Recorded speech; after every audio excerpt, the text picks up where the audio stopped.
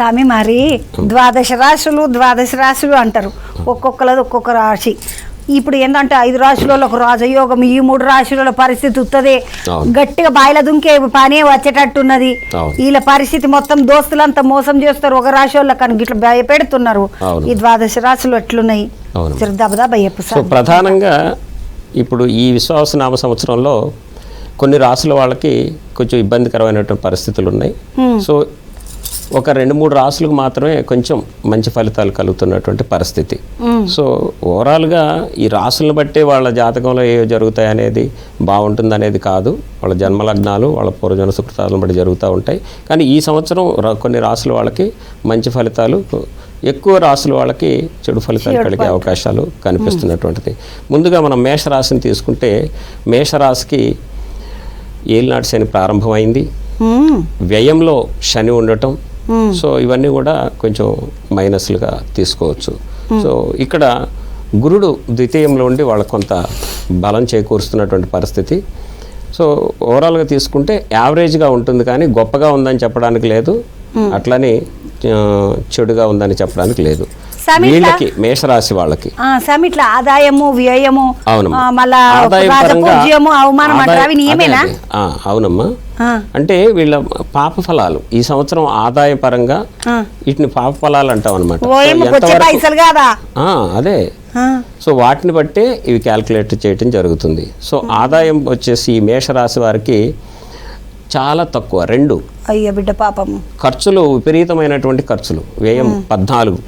So దానివల్ల ఏంటంటే ఎక్కడ అప్పులు చేసుకొని బ్రతకడం ఇట్లాంటివి ఉంటాయి, కానీ ఎప్పుడు కూడా లోటు ఉండదు.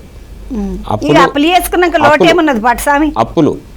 సో కానీ ఏలినాటి శని ప్రభావం వ్యయం అంటే 12వ స్థానం. 12వ స్థానంలో శని రాహుల్ అంటే మాయలో డబ్బులు ఖర్చు పెట్టిస్తారు.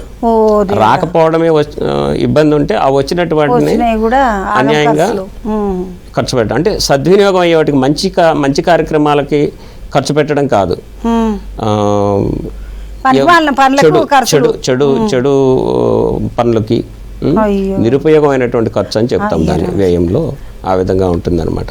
కాబట్టి మేషరాశి వాళ్ళు ఈశ్వర ఆరాధన, పార్వతీ పరమేశ్వరుల్ని ఆరాధించడం వల్ల ఎక్కువగా నిరంతరము ఆ యొక్క పార్వతీ పరమేశ్వరులు ఆరాధించడం వల్ల ఈ యొక్క గ్రహ దోషాలు కొంత ఇదవుతుంది. అంటే రాహు ఉన్నాడు వ్యయంలో, దుర్గామాత, దుర్గమ్మ అంటే పరమేశ్వరి.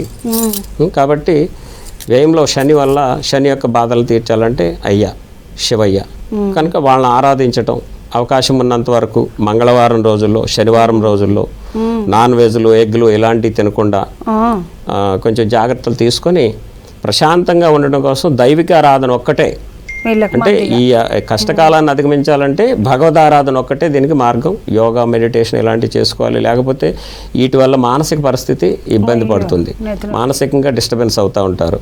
అంటే అప్పులు అవుతున్నాయి, ఆదాయం లేదు, ఎట్లా అని మానసికంగా ఇబ్బంది పడుతూ ఉంటారు. కనుక దీనివల్ల మనం మెడిటేషన్, యోగా లాంటివి చేయడం వల్ల, ఆధ్యాత్మికంగా పోవడం వల్ల మంచి ఫలితాలు కలిగే అవకాశాలు ఉంటాయి. మేషరాశి వాళ్ళు పైసలు ఖర్చు పెట్టేటప్పుడు జర చూసుకొని ఖర్చు పెట్టుండి, ఆలోచన చేసుకొని ఖర్చు పెట్టుండి.